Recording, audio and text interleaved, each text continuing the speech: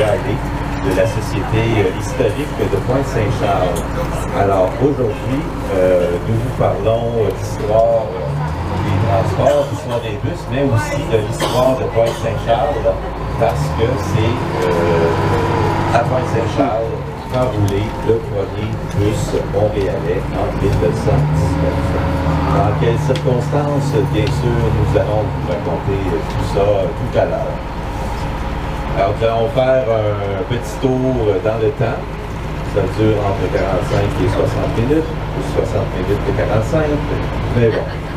Et il y aura 5 arrêts, par contre, on reste dans l'autobus. Plein d'histoire. Nous sommes actuellement sur la rue du Centre, porte bien son nom, évidemment au centre de Pointe-Saint-Charles. Pour la petite histoire, donc nous avons débuté notre service ici sur la rue du Centre en 1886. Alors évidemment, si le bus a débuté en 1919, ça veut dire qu'il y avait autre chose avant les bus, c'était les tramways. Oh my god, this is more of a time machine than the bus I took yesterday, the 83 Suburban. Ils étaient tirés par des chevaux à l'époque. C'est seulement en 1892 Those are called the Mackay Gates. Look like tongues. Alors, évidemment, c'est un très gros changement. Ça a permis d'ailleurs de se réseau de tramway. Ça, c'était tiré par des chevaux dans le salon, on ne peut pas aller très très loin du centre de la ville. Perfect morning for À this. partir du moment où on a eu la traction électrique, le véhicule allait plus rapidement et il pouvait se rendre plus loin. Et c'est là qu'à la fin des années 1890, on a commencé à avoir des services jusqu'à la Chine, jusqu'à Pointe-aux-Trembles, etc., etc. On entend The church bells ringing. notre premier arrêt.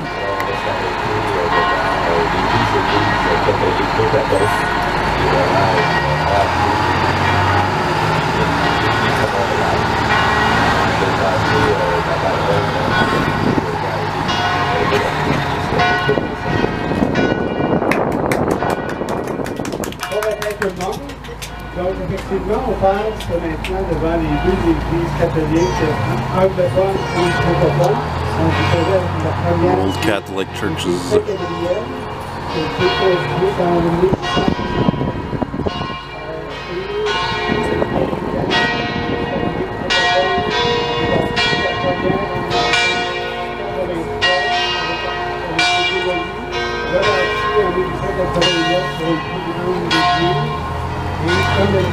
Elle a passé au plan 1913 et dans les églises de 1913. On parle des églises qui datent de 1875, mais le territoire date de 1600.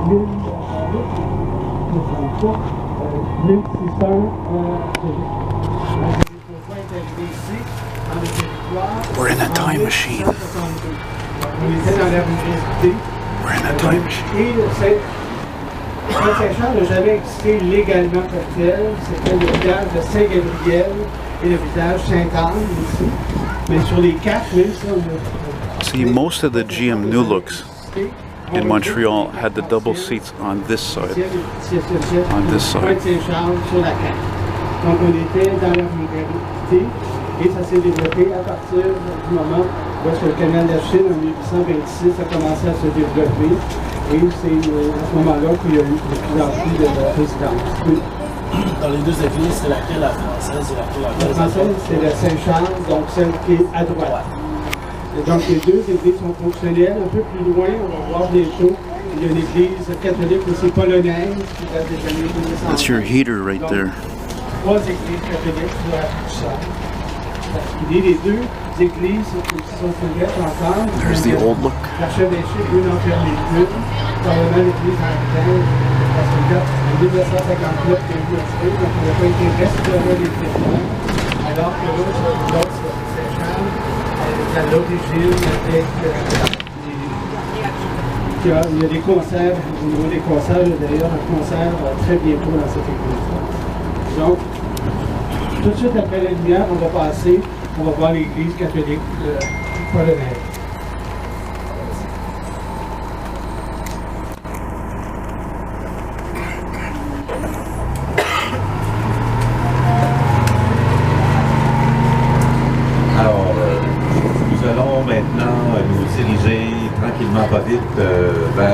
rue Bridge. La rue Bridge qui portait anciennement le nom de rue Saint-Étienne et qui, évidemment, lorsqu'on a érigé le pont Victoria, ben, dans le langage populaire, il y avait beaucoup d'anglophones. Les gens l'ont appelé la rue du Pont, la rue Bridge. Alors, le nom Bridge s'est imposé et a remplacé finalement le nom Saint-Étienne. Pourquoi cet intérêt pour la rue Bridge? Parce que c'est sur la rue Bridge que les premiers bus ont circulé à Montréal en 1919. Comment ça s'est passé? Bien, il faut d'abord préciser que l'autobus existait déjà dans d'autres villes, même qu'il y en avait, par exemple, à Montréal-Est, il y avait un bus qui partait de Montréal-Est et qui se rendait au centre de Montréal. Alors, on n'a pas rien inventé à Montréal en 1919. Tramway, c'était la compagnie des tramways qui s'occupait du transport collectif, qui avait le monopole, n'avait pas d'autobus avant 1919. En fait, il y a même une autre compagnie qui a essayé de s'implanter à Montréal. Cette compagnie-là s'appelait la Compagnie canadienne des autobus. Ils ont bien tenté de s'implanter à Montréal, mais ça n'a pas fonctionné. La compagnie des tramways a tout fait pour éloigner le concurrent. Et oui, la compagnie des tramways a réussi à avoir, si on veut, la peau de la compagnie des autobus, sauf que, veut pas, la compagnie des tramways se devait d'essayer, si on veut, cette nouvelle technologie, ce nouveau moyen de transport. Alors, ce qui s'est passé, tout simplement, c'est qu'en 1919, on a refait entièrement la rue Bridge, la Cantise. Alors, tout ce qu'on avait à desservir, c'était ce petit bout de rue de 700 mètres. Et c'est là, en 1919, qu'on s'est dit, eh bien, essayons l'autobus, un service de navette.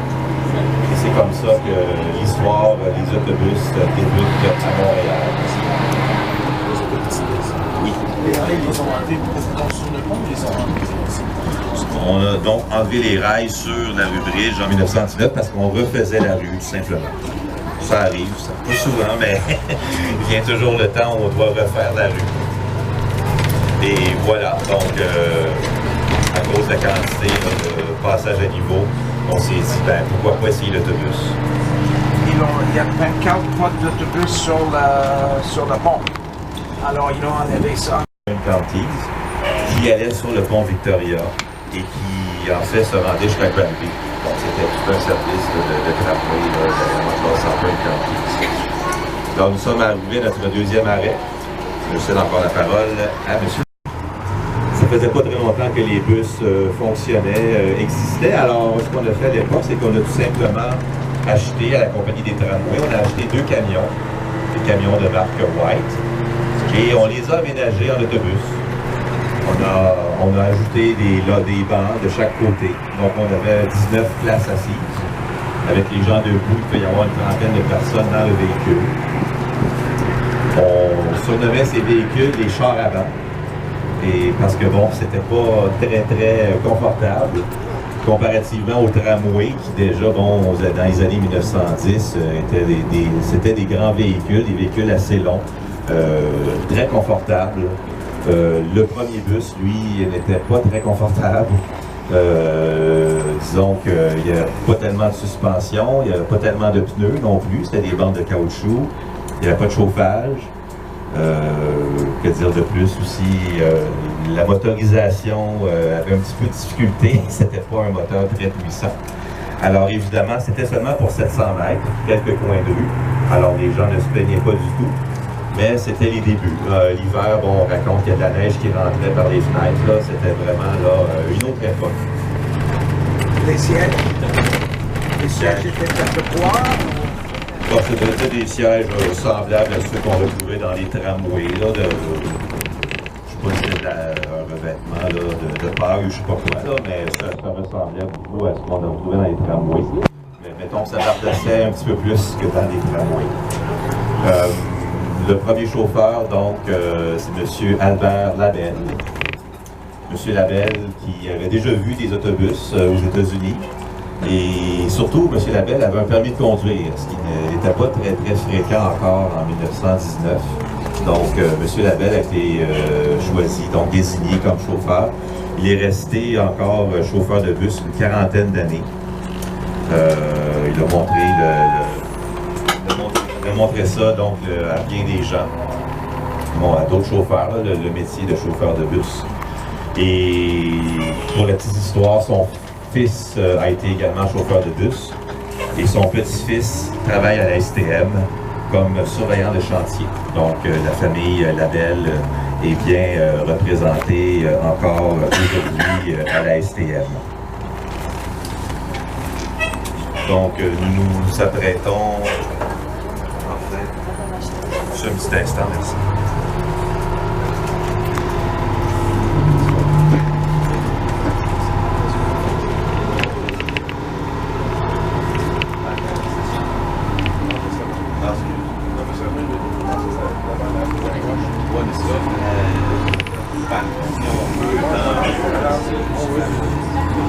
Merci à la FHTCQ pour avoir préservé et restauré ces autobus, malgré que certaines différences avec certains gens. C'est tellement un plaisir à rouler dedans.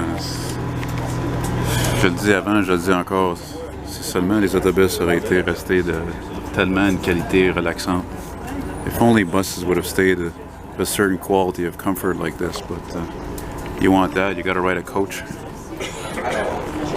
Speaking of old school,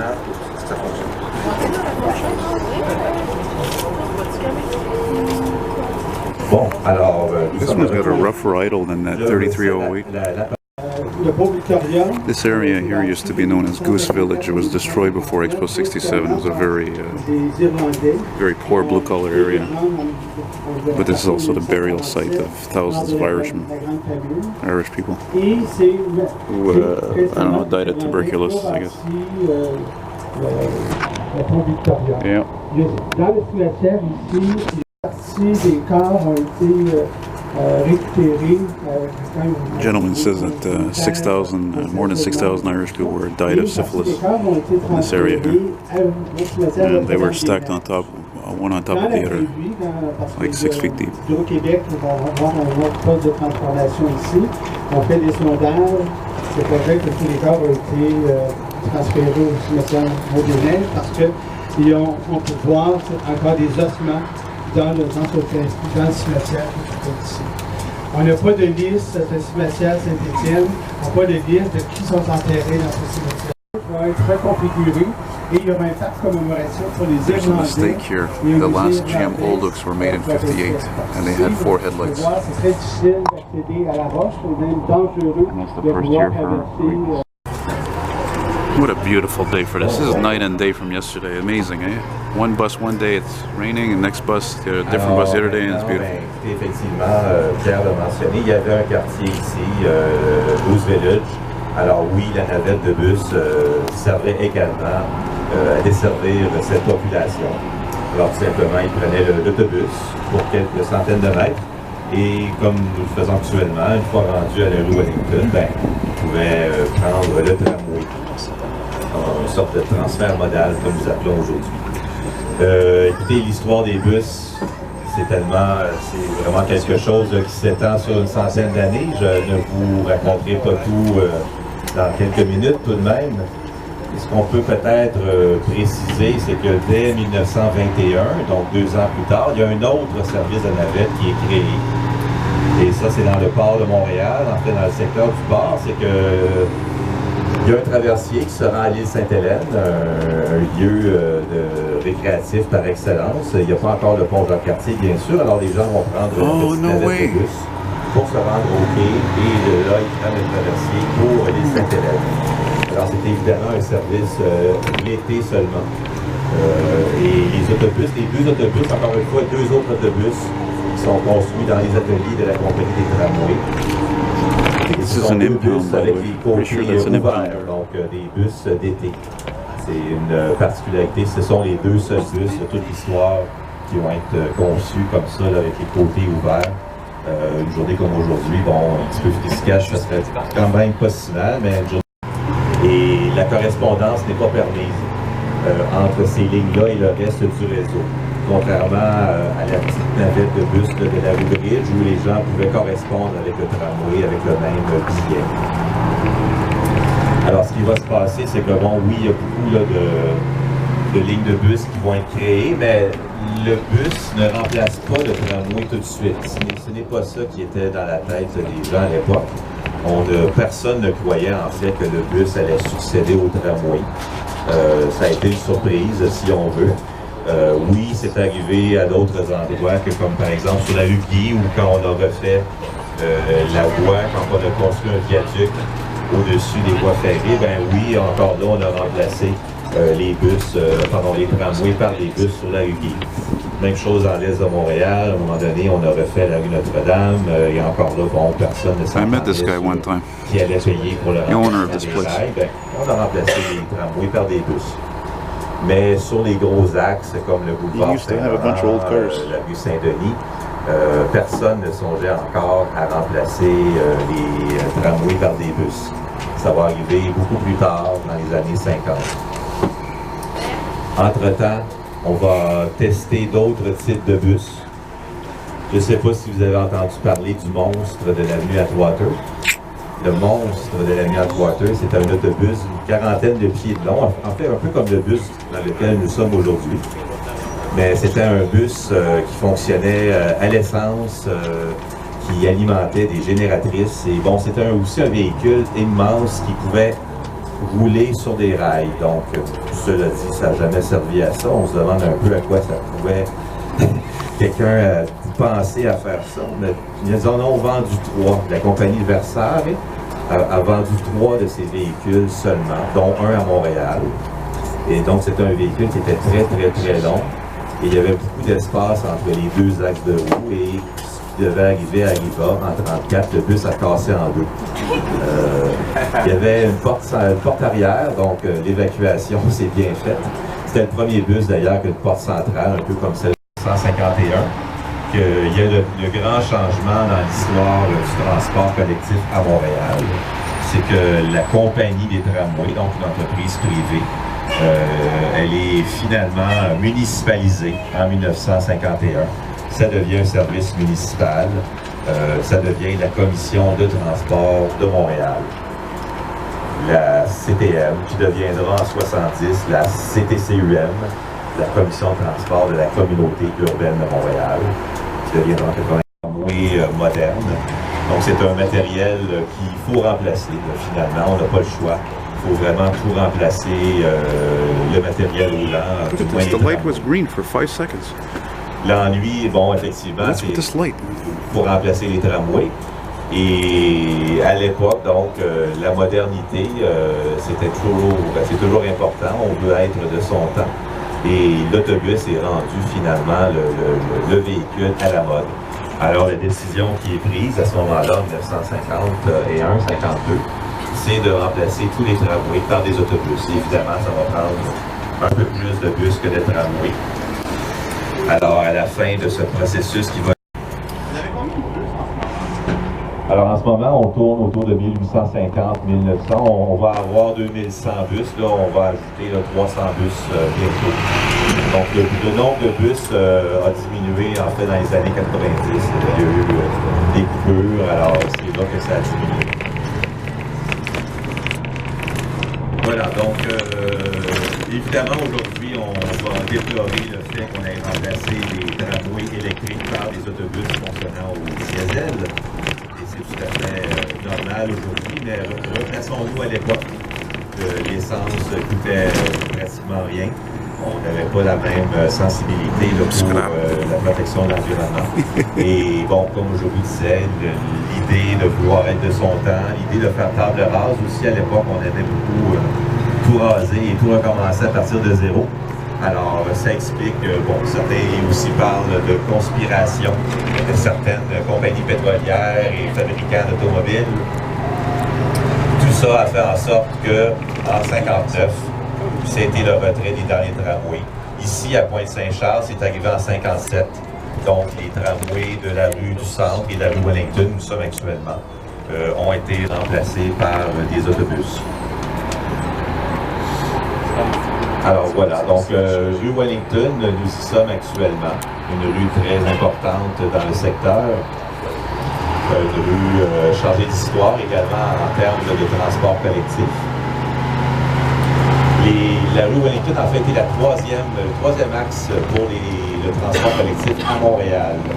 Après la rue Notre-Dame en 1861 et la rue Saint-Antoine la même année. 3 ans plus tard, donc en 1864, Wellington, c'était le troisième axe pour le tramway. Tramway tiré par des chevaux, bien entendu. Le tramway, il circulait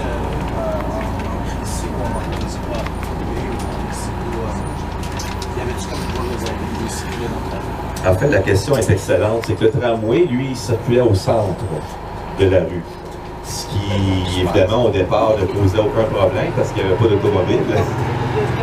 Mais après, au fur et à mesure où le nombre d'automobiles a augmenté, il y a eu une lutte fratricide, si on veut, entre l'automobile et le tramway. Et on sait qui a gagné. C'est l'automobile.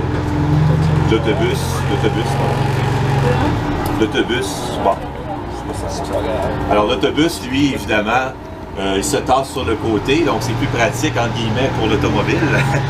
Mais ça pour dire que oui, le fait que le tramway était dans le chemin, entre guillemets, j'insiste, là, ça a également mené là, à sa disparition.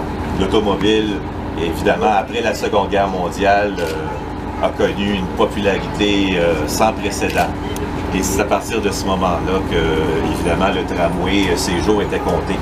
Évidemment, on aurait pu garder quelques lignes, comme à Toronto, mais malheureusement, il n'y avait pas cet effort là, il n'y avait pas vraiment de groupe de pression qui ont voulu conserver les tramways à Montréal. Alors, on s'approche de notre prochain arrêt. Alors, je vous disais, Wellington, c'était le troisième axe pour les tramways. Et étrangement, en fait, le tramway ne se rendait pas encore à Pointe-Saint-Charles parce qu'il y avait le canal et il n'y avait pas encore le pont sur le canal. Donc, le tramway s'arrêtait à Griffintown, de l'autre côté du canal. Mais le plus drôle, c'est que 4 ans après l'arrivée du tramway, donc en 1868, les gens de Griffintown ont demandé le retrait du tramway. Et ils l'ont obtenu. Donc, c'était la première ligne à disparaître. Parce qu'il y avait des rails, donc les rails étaient posés directement sur la voie, et c'était des gros rails assez élevés, donc les gens s'embargeaient, tout se ramassait, les déchets, ainsi de suite. Alors la population de Griffintown a demandé le retrait pur et simple du tramway. Cela dit, il est revenu en 1886, et c'est à ce moment-là justement qu'il a traversé le canal pour se rendre à Pointe-Saint-Charles, donc sur la rue Wellington, et on en parlait tout à l'heure, la rue du Centre. Nous arrivons à notre 4e arrêt. Juste une petite anecdote en lien avec le transport collectif, avant de céder la parole à Pierre. C'est que les grands ateliers du CN dont nous allons parler en quelques instants, c'est également à cet endroit que dans les années 90, on a fait la rénovation, on a rénové les premières voitures du métro. Donc les premières voitures du métro, les MR63, ont été construites par la Vickers, Canadian Vickers dans l'est de Montréal. Mais après une vingtaine d'années, on a dit, ben, pourquoi The now retired MR63 Metro cars were rebuilt here in the 90s. Alors, c'est ici à Pointe-Saint-Charles qu'elles ont sorti de terre. On les a rénovées. I can't believe my ears. The gentleman, not this guy, the historian, he said that building is going to be completely destroyed for the REM project. I can't believe they just built the damn thing. It cost millions of dollars. What a waste. Money comes, money goes. Eh? That's how it is. Alors, on approche de notre 5e et dernier arrêt avant la fin de ce petit périple. Alors, j'ai parlé là, du remplacement des tramways par les bus à l'époque. Donc, le bus de prédilection à Montréal, c'est le Canadian Car, donc qui est un modèle fabriqué en Ontario, à Fort-William, précisément. Il y en a quelques exemplaires qui sont fabriqués au Québec aussi, mais c'est essentiellement des bus fabriqués en Ontario. Et ensuite, ben justement, en 59, c'est le moment où on reçoit le premier bus le modèle dont vous êtes actuellement assis, le modèle New Look de General Motors. Donc les premiers sont fabriqués aux États-Unis à partir des années 60. Dans les années 60, ils vont être fabriqués en Ontario. C'est seulement à partir de 74 que les New Look vont être fabriqués au Québec. Il faut savoir qu'aussi, entre-temps, il y a la compagnie, en fait, Canadair, qu'on connaît surtout pour les avions, Canadair a fabriqué quelques autobus en 1965-66, donc une cinquantaine d'autobus. C'était un modèle en fait qui ressemblait énormément à celui où nous sommes actuellement, qui ressemblait au New Look, mais c'était avec la compagnie américaine Flexible, donc un Flexible Canadair. Et par contre, Canadair a arrêté parce qu'ils n'en ont pratiquement pas vendu et GM a loué les installations de Canadair à partir de 1974 pour fabriquer le New Look jusqu'à temps où elle a ouvert une nouvelle usine à Saint-Eustache dans les années 80. Elle a cessé de fabriquer ce modèle-là justement dans les années 80. Elle a fabriqué ensuite le Classic. Et bon, GM a décidé de sortir là, du marché là, des autobus. Alors c'est MCI qui a continué et par la suite Novabus. Et Novabus qu'on connaît bien maintenant, qui fabrique depuis 1996 des autobus à plancher bas. Donc ils sont plus accessibles, ils sont même accessibles aux personnes en chaise roulante. Alors Pierre, on approche là, en fait on est sur Wellington. On approche du quartier, en fait, le secteur plus historique, si on veut. Donc, on est vraiment dans le très vieux quartier de Pointe-Saint-Charles. Ici, à votre gauche, c'est le mural des Filles du Roi. Donc, en arrière du mural des Filles du Roi, la rue en arrière, c'est la maison Saint-Gabriel. This used to be a bathhouse. Saint-Gabriel, malheureusement, qu'on ne voit pas. Maison de Saint-Gabriel. Où est-ce que les filles du roi, il y a eu 800 filles à marier qu'on appelait à l'époque. La question, c'est que la Nouvelle-France, au tout début, c'est sur... I'll see you later, mid-70s Camaro. At Liverpool Street. Alors, notre voyage dans le temps s'achève. If only I could do this every J'en ai weekend. pas beaucoup parlé, en fait j'en ai pas parlé encore, mais entre 1937 et 1966, on va également avoir à Montréal ce qu'on appelle les trolleybus. Alors des autobus, mais qui fonctionnent à l'électricité, avec des fils, donc avec des longues perches qui viennent alimenter en électricité les véhicules. On en a très peu, en fait il y a seulement 4 lignes dans l'est de Montréal, donc c'est une expérience qui va durer quand même une bonne, presque une trentaine d'années. Donc en 66, en 1959, les tramways disparaissent. En 66, c'est les trolleybus qui disparaissent. Alors pendant quelques mois, le bus est tout seul, mais évidemment, ça ne dure pas très longtemps. Le métro arrive en octobre 66. Et évidemment, le métro et bus vont bien ensemble. Le bus fournit le métro et vice-versa. Lorsque le métro est en panne, ça arrive. Le bus, évidemment, est bien pratique. Regardez brièvement les numéros, les adresses ici sur la rue Charlevoix. Il y a un 0 en avant. Pourquoi? C'est pas... Parce que c'est une des rares rues qui va au nord et au sud du canal de la Chine. Et la rue de la Commune, en fait, qui longe le canal, c'est un peu le point zéro. C'est de là que les adresses débutent à Montréal. Donc, petit problème ici pour la rue Charlevoix. Il fallait trouver un moyen. Donc, on a ajouté un 0 pour les maisons, les bâtiments au sud du canal. C'était également le cas sur la rue Richemont, mais cette rue-là a été renommée récemment la rue de la Sucrerie à cause de l'ancienne sucrerie Red Pat, le long du canal de la Chine. Alors voilà, donc c'est ainsi. En fait, vous avez une question, monsieur? Oui. Combien ça a coûté pour l'autobus les premières coups de jours? Alors très longtemps, l'autobus coûtait 5 sous environ, ou 7 sous. C'était évidemment, aujourd'hui, on dit c'est ça. There's a fan right there. Ça a changé, ça a beaucoup augmenté, mais c'est un peu comme le prix d'un bon café. Ça aussi, ça a augmenté au fil des ans. D'habitude, on compare avec des Big Mac, mais il n'y avait pas de Big Mac en 1919, donc on ne peut pas faire la comparaison avec les Big Mac. Non, mais c'est vrai. Voilà. Donc, on est pratiquement rendu au métro. Évidemment, on pourrait vous parler longuement des bus. Moi, je suis en train, en fait, de finaliser un livre sur l'histoire des autobus, donc 100 ans de bus à Montréal.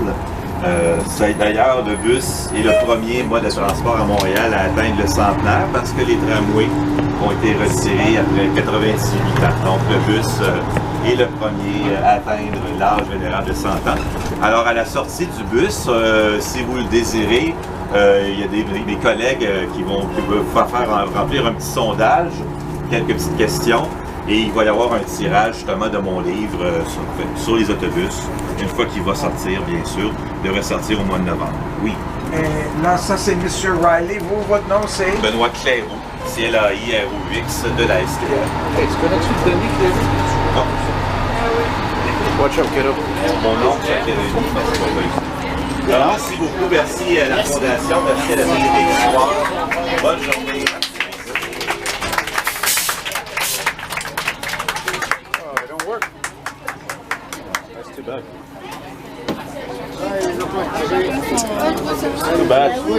Toi, t'es en 5e année, moi, je suis